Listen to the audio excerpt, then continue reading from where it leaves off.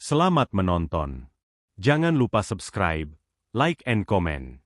Untuk perkembangan channel ini. Tanpa basa-basi. Langsung saja. Let's go. Matahari pagi baru saja muncul dari ufuk timur. Sinarnya menembus kabut tipis yang menyelimuti lereng Gunung Agung. Jalan desa yang biasanya lengang kini dipenuhi ribuan orang. Barisan panjang rombongan negara berjalan dengan penuh hikmat, dipimpin langsung oleh Presiden Prabowo. Di belakangnya, para menteri, pejabat tinggi, hingga anggota kabinet mengikuti langkah dengan wajah serius namun juga penuh harap. Mereka datang bukan sebagai penguasa, melainkan sebagai manusia yang ingin mencari tuntunan. Suara gamelan Bali mengalun lembut, berpadu dengan aroma dupa yang mengepul dari setiap sudut jalan. Warga desa berdiri di pinggir jalan, mengenakan busana adat putih dan kuning. Mereka menyambut dengan tatapan teduh, menundukkan kepala sambil menabur bunga harum di tanah. Seolah seluruh desa berubah menjadi sebuah altar raksasa yang menyucikan setiap langkah rombongan. Gunung Agung menjulang megah di kejauhan, diselimuti kabut keperakan. Para pejabat yang biasanya terbiasa dengan keramaian kota kini merasakan sesuatu yang berbeda. Suasana hening, angin membawa bisikan kuno, dan burung-burung beterbangan seakan ikut mengiringi perjalanan. Semua itu membuat mereka sadar, perjalanan ini bukan perjalanan biasa, melainkan sebuah ziarah agung. Presiden Prabowo melangkah pelan namun mantap. Sorot matanya menunjukkan kesungguhan yang jarang terlihat dalam panggung politik. Ia sesekali menoleh kepada masyarakat yang menundukkan kepala, lalu merespons dengan isyarat hormat. Tidak ada protokol berlebihan, tidak ada jarak dengan rakyat. Hari itu, semua orang sama-sama peziarah, sama-sama murid di hadapan kebijaksanaan leluhur. Di sepanjang jalan, sesajen tersusun rapi di depan rumah-rumah penduduk. Ada buah-buahan, bunga, beras, dan air suci yang diletakkan di wadah anyaman janur. Bau harum cendana bercampur dengan asap dupa membuat udara terasa berbeda, seolah dunia nyata bersentuhan langsung dengan alam roh. Beberapa pejabat tampak menutup mata, membiarkan diri larut dalam suasana spiritual yang kental. Anak-anak desa berbaris sambil membawa canang sari kecil, menebarkan bunga di sepanjang jalan yang dilalui rombongan. Tawa polos mereka menjadi penyeimbang dari wajah-wajah tegang para pejabat. Di mata anak-anak itu, tidak ada presiden atau menteri, yang ada hanya orang-orang yang datang berkunjung untuk mencari berkat. Kesucian mereka membuat suasana semakin damai. Para menteri yang biasanya sibuk dengan agenda rapat kini berjalan perlahan, menyatu dengan irama perjalanan. Tidak ada percakapan politik, tidak ada diskusi ekonomi, hanya ada kesunyian yang dihiasi lantunan doa dan alunan gamelan. Beberapa di antara mereka bahkan merasakan bulu kuduk merinding, seolah arwah leluhur ikut berjalan bersama mereka. Semakin dekat ke perkampungan suci, hawa terasa kian berat namun menenangkan. Udara dingin lereng gunung bercampur dengan kehangatan spiritual. Dari kejauhan, tampak balai agung berdiri kokoh, dihiasi ukiran khas Bali yang penuh simbol. Puncak atapnya diselimuti kain putih dan kuning, menandakan tempat itu dijaga oleh kekuatan suci yang tak kasat mata. Presiden Prabowo berhenti sejenak di pintu gerbang desa suci. Ia menundukkan kepala dalam-dalam, diikuti seluruh rombongan. Ketua adat Bali menyambut mereka dengan senyum tenang, lalu memercikkan air suci ke arah para tamu negara. Rombongan pun masuk dengan langkah yang semakin pelan, seolah menyadari bahwa mereka telah memasuki wilayah yang dijaga oleh kesakralan. Perjalanan panjang itu akhirnya membawa mereka ke pusat perkampungan. Hening menyelimuti seluruh suasana, hanya suara angin dan kicau burung yang terdengar. Semua tatapan kini tertuju pada Balai Agung, tempat bayi titisan leluhur bersemayam. Hati para pemimpin bergetar, apa yang akan mereka dengar di sana bisa menjadi penentu arah bangsa. Dengan penuh kerendahan hati, mereka bersiap untuk menyambut ajaran suci yang ditunggu-tunggu. Rombongan besar itu akhirnya tiba di halaman Balai Agung, sebuah bangunan kuno yang berdiri di tengah perkampungan suci. Dindingnya terbuat dari batu hitam vulkanik, kokoh namun penuh ukiran yang menceritakan kisah-kisah leluhur. Atapnya bertingkat 3, dilapisi ijuk hitam yang tampak berkilau diterpa cahaya matahari pagi. Balai ini adalah pusat kesucian, tempat masyarakat Bali memuja roh leluhur dan menerima ajaran kebijaksanaan dari generasi terdahulu. Begitu memasuki pelataran, rombongan disambut oleh tabu gong besar yang dipukul 3 kali. Suara dentumannya bergema hingga ke penjuru desa, seolah memanggil seluruh semesta untuk menjadi saksi. Aroma dupa semakin pekat, menyatu dengan suara mantra yang dilantunkan para pemangku adat. Semua kepala menunduk, menyadari mereka sedang berdiri di hadapan sesuatu yang jauh melampaui dunia fana. Di tengah balai, terdapat sebuah meja besar dari kayu jati berusia ratusan tahun. Ukiran naga dan garuda menghiasi sisi-sisinya, melambangkan kekuatan dan penjaga kehidupan. Di atas meja itulah sebuah keranjang bayi berwarna emas ditempatkan. Cahaya matahari yang masuk dari celah atap jatuh tepat ke keranjang itu, membuatnya berkilau bagai harta surgawi yang tak ternilai. Keranjang emas tersebut tidak kosong. Di dalamnya terbaring seorang bayi mungil dengan wajah bercahaya, seolah kulitnya memancarkan sinar lembut. Ia tidak menangis, tidak pula gelisah. Nafasnya tenang, bibirnya tersenyum samar, dan matanya sesekali bergerak meski masih terpejam. Kehadirannya membuat udara di Balai Agung terasa lebih berat sekaligus menenteramkan, seolah ada energi tak kasat mata yang memeluk seluruh ruangan. Di samping keranjang berdiri dua payung adat Bali, satu berwarna putih, satu lagi kuning. Payung itu bukan sekadar hiasan, melainkan simbol perlindungan dan keseimbangan kosmik. Di sekeliling keranjang tersusun sesajen, buah tropis segar, bunga Kamboja, beras kuning, dan kendi berisi air suci dari Tirta Empul. Setiap sesaji diletakkan dengan penuh penghormatan, melambangkan doa agar bayi titisan leluhur senantiasa dijaga oleh kekuatan ilahi. Ketua adat Bali, seorang pria tua berambut putih yang disanggul rapi, berdiri di depan keranjang. Sorot matanya tajam namun penuh kelembutan. Dialah penjaga utama bayi suci ini, sekaligus penghubung antara dunia manusia dan dunia leluhur. Dengan suara berat, ia mengucapkan mantra panjang, memohon izin agar para pemimpin bangsa diperkenankan menerima wejangan suci dari sang bayi. Presiden Prabowo bersama para menteri duduk bersila di lantai batu Balai Agung. Tidak ada kursi kehormatan, tidak ada protokol, semua merunduk di hadapan keranjang emas itu. Wajah mereka serius, mata sebagian berkaca-kaca, dada terasa bergetar menghadapi sesuatu yang tidak bisa dijelaskan dengan logika. Keheningan menyelimuti ruangan, hanya suara angin yang masuk melalui celah dinding menemani doa yang terus dipanjatkan. Seorang pemangku adat kemudian menyalakan lilin besar, cahayanya bergetar mengikuti hembusan angin tipis. Api itu seolah menjadi saksi bahwa sesuatu yang besar akan segera terjadi. Para pejabat saling berpandangan, merasakan atmosfer aneh namun suci, seakan mereka benar-benar sedang berada di hadapan makhluk surgawi yang dikirim untuk menuntun bangsa. Bayi itu tiba-tiba bergerak perlahan, tangannya yang mungil terangkat seolah sedang memberi tanda. Para pemimpin menahan napas, jantung mereka berdetak cepat. Ketua adat berhenti melantunkan doa, menatap keranjang dengan penuh hormat. Udara di ruangan mendadak semakin hening, seperti semua suara di dunia berhenti hanya untuk menunggu sesuatu yang agung. Saat itu, bayi membuka matanya. Tatapan beningnya tidak seperti bayi biasa.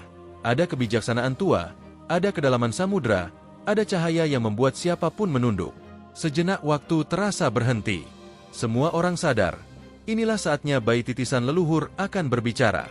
Mata bayi itu terbuka perlahan. Sinar keemasan tampak berkilat dari bola matanya yang bening. Semua orang di Balai Agung menahan napas, seolah takut gerakan sekecil apapun bisa mengganggu kehadiran energi suci. Presiden Prabowo menundukkan kepala lebih dalam. Begitu pula para menteri, merasa diri mereka sekadar murid di hadapan guru agung yang menjelma dalam wujud bayi. Keheningan mencekam ruangan. Tidak ada suara gamelan, tidak ada doa yang terdengar, bahkan desir angin pun seperti berhenti. Dalam diam itu, bibir mungil bayi mulai bergerak. Suara yang keluar bukan suara bayi biasa, melainkan lantang, jelas, dan berwibawa. Suara itu terdengar dalam berbagai lapisan, di telinga manusia, di dalam hati, bahkan seakan menggema di langit.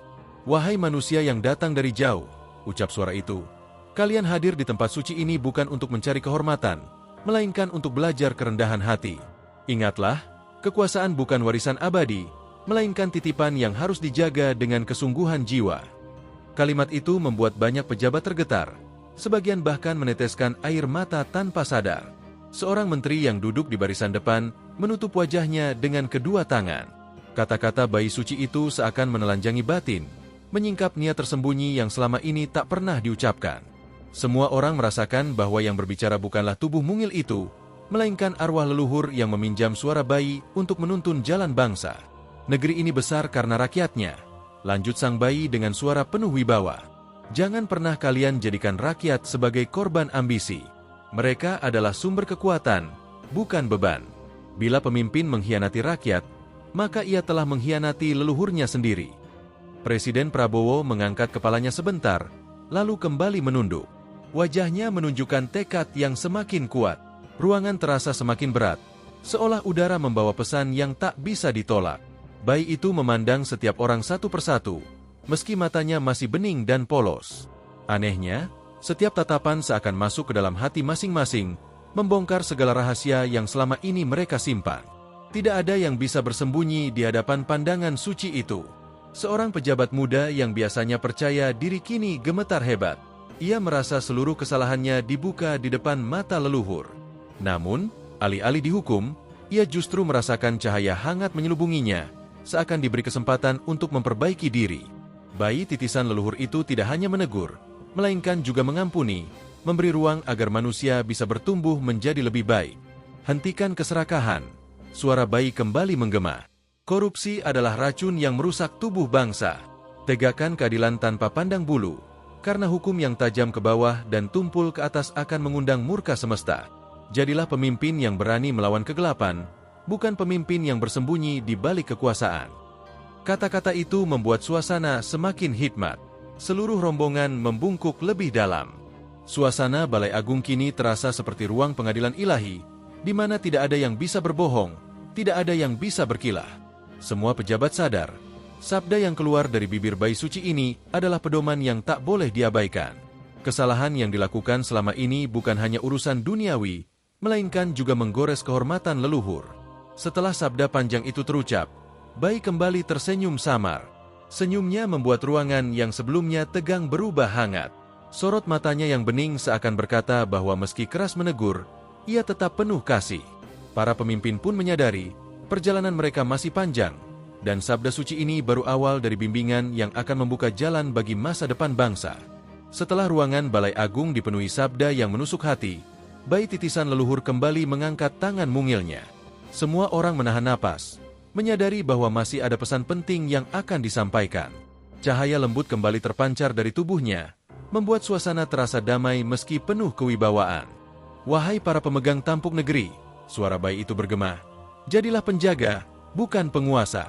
Pemimpin yang sejati tidak menindas, melainkan melindungi. Ingatlah, rakyat menitipkan masa depan mereka kepadamu, bukan untuk dipermainkan, melainkan untuk diperjuangkan.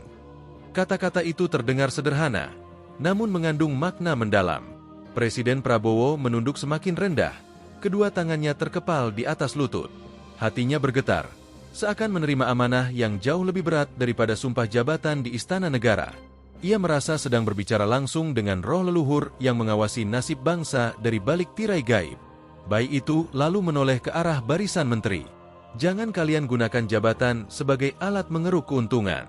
Harta bukanlah tujuan, karena kekayaan sejati adalah kesejahteraan seluruh rakyat. Satu kebijakan yang benar dapat menyelamatkan ribuan jiwa, namun satu keputusan yang salah dapat menjerumuskan bangsa ke jurang kesengsaraan. Seorang menteri senior tampak meneteskan air mata. Ia teringat kebijakan-kebijakan yang pernah disetujuinya, yang tanpa disadari menambah beban rakyat kecil. Kata-kata bayi suci itu menusuk jantungnya, seolah membuka semua pintu yang selama ini ia kunci rapat. Tegakkan keadilan, ujar suara bayi dengan lantang. Jangan biarkan hukum dipermainkan oleh mereka yang berduit atau berkuasa. Jika kalian membiarkan ketidakadilan, maka doa rakyat yang terluka akan menembus langit, dan murka semesta akan turun tanpa ampun. Adil adalah dasar dari kemakmuran. Tanpa itu, negeri ini hanya akan menjadi bayangan kosong. Semua kepala menunduk semakin dalam. Bahkan ketua adat yang menjaga bayi itu pun meneteskan air mata, karena sabda tersebut bukan hanya ditujukan pada para pemimpin nasional, melainkan pada seluruh manusia yang ada di ruangan itu. Keadilan adalah fondasi yang harus dijaga bersama, tidak peduli siapapun yang melanggar. Bayi itu kemudian mengubah nada suaranya menjadi lebih lembut. Cintailah rakyatmu, karena mereka adalah bagian dari dirimu. Jangan pernah kalian melihat mereka sebagai angka di atas kertas. Lihatlah mereka sebagai jiwa-jiwa yang membutuhkan perhatian. Pemimpin sejati adalah yang hadir di tengah rakyat, bukan yang bersembunyi di balik tembok kekuasaan. Ruangan kembali hening. Seorang pejabat muda merasakan dadanya sesak, menyadari betapa jauh dirinya dari rakyat yang seharusnya ia wakili. Dalam keheningan itu, ia berjanji dalam hati untuk mengubah cara hidupnya, agar benar-benar bisa melayani dengan tulus. Setelah memberikan ajaran panjang itu, bayi titisan leluhur menutup matanya sejenak, seakan memberi kesempatan semua orang untuk merenungkan pesan yang baru saja didengar. Tidak ada satupun yang berani bersuara, hanya suara hati masing-masing yang bergemuruh, membawa tekad baru untuk menjadikan sabda itu sebagai pedoman. Mereka tahu, ini bukan sekadar wejangan, melainkan sebuah amanat suci bagi masa depan bangsa. Setelah ajaran tentang keadilan dan cinta pada rakyat menggema, suasana Balai Agung masih tenggelam dalam keheningan yang dalam. Para pejabat duduk bersila tanpa berani bergerak, seolah seluruh tubuh mereka terpaku oleh kekuatan tak kasat mata. Tiba-tiba, bayi titisan leluhur kembali membuka matanya. Kali ini sorotnya lebih lembut, bagaikan mata seorang ibu yang penuh kasih sayang. Manusia bisa memimpin dengan aturan, bisa berkuasa dengan hukum, namun tak seorang pun bisa menjaga bangsa tanpa kesucian jiwa, ucap bayi itu dengan suara bening. Kalimatnya sederhana, namun terasa bagai aliran air jernih yang menyapu seluruh hati. Para hadirin menunduk lebih rendah, merasakan getaran yang tidak bisa dijelaskan oleh akal. Sucikanlah pikiranmu, karena dari pikiran lahir niat. Jika niatmu kotor, semua kebijakan akan beraroma busuk. Bersihkanlah hatimu, karena dari hati lahir tindakan. Jika hatimu gelap, maka rakyat akan hidup dalam bayang-bayang penderitaan. Suara itu mengalir lembut, namun mengiris dalam, membuat semua orang merasa disucikan sekaligus ditelanjangi. Presiden Prabowo menutup mata sejenak. Ia meresapi pesan itu, mengingat kembali perjalanan panjang hidupnya sebagai prajurit, hingga kini menjadi pemimpin negara. Ia sadar, tanpa kesucian jiwa, semua perjuangan akan sia-sia. Kepemimpinan tidak bisa hanya mengandalkan kekuatan, tetapi harus dipandu oleh hati yang bersih. Bayi itu melanjutkan, jangan biarkan kesombongan menutup telingamu. Pemimpin yang merasa dirinya paling benar akan kehilangan jalan cahaya. Rendahkanlah hati, belajarlah dari rakyat kecil yang bekerja dengan tulus demi keluarganya. Dari mereka, engkau akan menemukan arti ketekunan, pengorbanan, dan cinta tanpa pamrih. Kata-kata itu membuat banyak pejabat teringat akan masa-masa sederhana mereka sebelum berkuasa. Seorang menteri ekonomi yang biasanya kaku tiba-tiba meneteskan air mata. Ia teringat ibunya yang dulu berjualan kecil di pasar demi menyekolahkan dirinya. Pesan bayi suci itu bagai kilatan cahaya yang menampar batinnya, bahwa kemuliaan hidup bukan terletak pada kekuasaan, melainkan pada hati yang tetap bersih meski diuji oleh dunia. Hiduplah dengan keseimbangan, sabda bayi itu lagi. Bangunlah negeri tanpa merusak alam, sejahterakan rakyat tanpa menindas yang lemah, dan hormati sesama manusia tanpa membedakan asal-usul. Kesucian jiwa hanya lahir dari keharmonisan antara manusia, alam, dan Sang Pencipta. Suara itu membuat seluruh ruangan terasa dipenuhi hawa damai, seperti pelukan hangat semesta. Para pemangku adat yang duduk di sisi ruangan mengangguk penuh haru. Mereka paham, pesan ini bukan hanya untuk para pejabat yang hadir, tetapi juga untuk seluruh umat manusia. Bali selama ini hidup dengan konsep keseimbangan dan kesucian, dan kini pesan itu kembali ditegaskan oleh titisan leluhur yang hadir dalam wujud bayi. Suasana berubah menjadi semakin teduh. Beberapa pejabat terlihat berdoa dalam hati, berjanji untuk memperbaiki diri, bukan hanya sebagai pemimpin, tetapi sebagai manusia yang harus kembali kepada kesucian. Mereka sadar, sabda yang mereka dengar bukan sekadar nasihat, melainkan panggilan jiwa untuk kembali pada cahaya kebenaran. Bayi itu kemudian menghela napas kecil, lalu tersenyum lembut. Ingatlah, ujarnya pelan, bangsa yang kuat dimulai dari jiwa pemimpinnya yang suci. Jika kalian ingin negeri ini makmur, sucikanlah dirimu terlebih dahulu. Setelah itu, ia kembali memejamkan mata. Ruangan seketika dipenuhi rasa haru yang mendalam. Semua orang tahu, mereka baru saja menerima warisan rohani yang tak ternilai. Suasana hening menyelimuti pura utama ketika sang bayi titisan leluhur dibawa ke hadapan para pemuka adat dan tokoh bangsa. Cahaya matahari pagi menembus sela-sela dedaunan, menciptakan kilauan yang seakan menegaskan keagungan momen itu. Semua orang menahan napas, seakan tahu bahwa apa yang akan disampaikan bukan sekadar ucapan, melainkan pesan sakral yang akan menggema sepanjang zaman.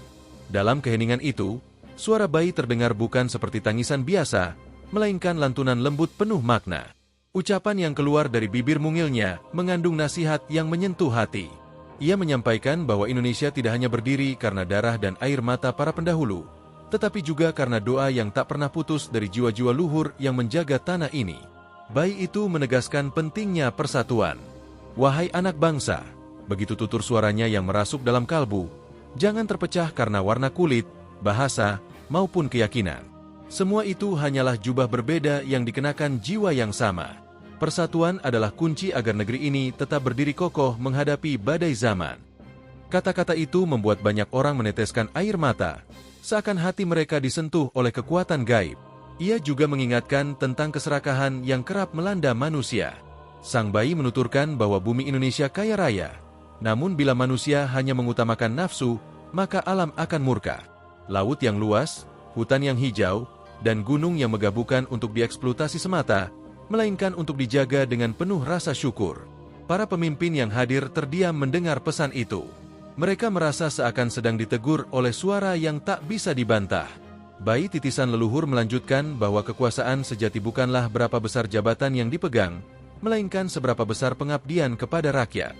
Pemimpin yang benar adalah ia yang rela lapar agar rakyatnya kenyang, dan rela susah demi kebahagiaan bangsanya, ucapnya. Tak hanya pemimpin, pesan juga ditujukan untuk rakyat kecil. Bayi itu meminta agar setiap orang tidak kehilangan semangat gotong royong, karena disitulah jiwa Indonesia hidup. Bantu sesamamu tanpa pamrih, karena ketika satu jiwa menderita, sesungguhnya seluruh bangsa ikut merasakan luka itu, lanjutnya dengan suara teduh. Lalu ia mengingatkan tentang ilmu pengetahuan dan kebijaksanaan. Menurut sang bayi, kemajuan Indonesia hanya akan berarti bila diiringi dengan akhlak yang luhur. Jangan terpesona pada kecanggihan, bila hatimu masih buta akan cinta kasih. Ilmu tanpa moral hanya akan menjadi pisau yang melukai ibu pertiwi. Begitu pesan sakral yang membuat banyak orang menunduk penuh rasa malu sekaligus sadar diri. Di akhir pesannya, sang bayi menatap jauh ke arah cakrawala. Pandangannya seolah menembus waktu, menyaksikan masa depan yang menanti. Ia berpesan bahwa masa depan Indonesia ada di tangan generasi muda, dan mereka harus berani berdiri tegak dengan jiwa murni, tidak hanyut oleh godaan dunia yang menyesatkan. Tangisan pelan pun kembali terdengar, menandakan pesan suci itu telah selesai disampaikan. Namun getaran kata-katanya masih melekat kuat dalam benak semua yang hadir.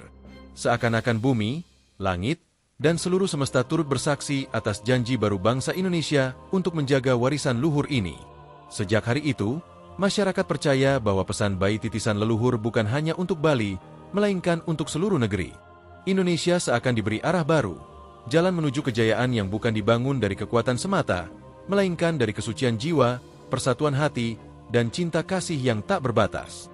Seiring berjalannya waktu, sabda bayi titisan leluhur tidak hanya menjadi pegangan masyarakat Bali, tetapi juga menyebar ke seluruh Nusantara. Orang-orang dari berbagai daerah datang untuk belajar nilai kesucian, ketenangan hati, dan kebijaksanaan yang diajarkan. Bali yang sebelumnya dikenal sebagai pulau wisata kini, menjelma menjadi pusat spiritual yang dihormati oleh bangsa-bangsa di dunia. Kabar tentang keajaiban bayi titisan leluhur itu menyebar hingga ke luar negeri. Para pemimpin dunia, tokoh agama, dan pemikir besar mulai mengunjungi Bali, berharap dapat merasakan langsung energi kedamaian yang memancar dari tanah suci itu. Pura-pura kuno dan balai pertemuan desa menjadi tempat lahirnya dialog perdamaian antar bangsa. Di setiap sudut Bali, masyarakat hidup rukun tanpa memandang suku, agama, ataupun status.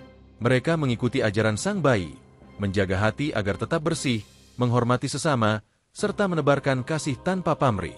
Kehidupan harmonis itu menjadi teladan nyata bagi dunia yang tengah dilanda konflik dan perpecahan. Pemerintah Indonesia pun mendukung penuh perkembangan ini. Bali ditetapkan sebagai pusat perdamaian dunia, sebuah tempat di mana bangsa-bangsa dapat berdialog tanpa rasa curiga. Bendera dari berbagai negara dikibarkan di alun-alun desa, menandakan persatuan dan keterbukaan. Bayi titisan leluhur, meski masih dalam wujud seorang anak kecil, mampu menyampaikan wejangan yang mengguncang jiwa siapapun yang mendengarnya. Kata-katanya sederhana, namun syarat makna. Jika hati manusia penuh kasih, senjata tak akan pernah terhunus. Demikian salah satu pesannya yang membuat para pemimpin dunia terdiam penuh rasa hormat. Perubahan besar terasa nyata. Para pemuda yang sebelumnya mudah terjerumus ke jalan kekerasan kini menemukan arah hidup baru. Mereka mendirikan komunitas kreatif, seni budaya, dan kelompok sosial yang mengutamakan persaudaraan. Bali pun bukan hanya menjadi pusat wisata, melainkan juga pusat lahirnya generasi pembawa damai. Pemerhati dunia menyebut fenomena ini sebagai cahaya dari Bali. Jutaan orang dari berbagai negara datang bukan untuk berlibur, melainkan untuk belajar nilai kehidupan. Hotel-hotel mewah perlahan bertransformasi menjadi rumah pertemuan rohani, dan wisatawan mancanegara datang membawa niat untuk berubah lebih baik. Dalam sebuah pertemuan internasional di Bali, Sang Bayi kembali menyampaikan pesan penting, Indonesia adalah rumah bagi kedamaian dunia. Dari sini akan lahir generasi yang mampu menyembuhkan bumi dari luka peperangan dan keserakahan. Ucapan itu membuat seluruh hadirin menitikkan air mata, seolah mendengar suara suci dari langit. Sejak saat itu, Bali bukan lagi sekadar pulau kecil di Indonesia, melainkan simbol kebersamaan dunia. Setiap tahun, umat manusia dari berbagai belahan bumi berkumpul di sana untuk memperbarui tekad menjaga perdamaian. Ritual budaya Bali yang penuh makna spiritual menjadi bagian dari ikrar kebersamaan umat manusia.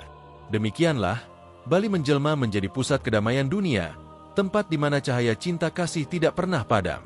Sabda bayi titisan leluhur tidak hanya menuntun bangsa Indonesia, tetapi juga seluruh umat manusia menuju kehidupan yang penuh harmoni. Dari tanah para dewa itu, lahir sebuah peradaban baru yang menempatkan kasih sayang sebagai pondasi utama dunia.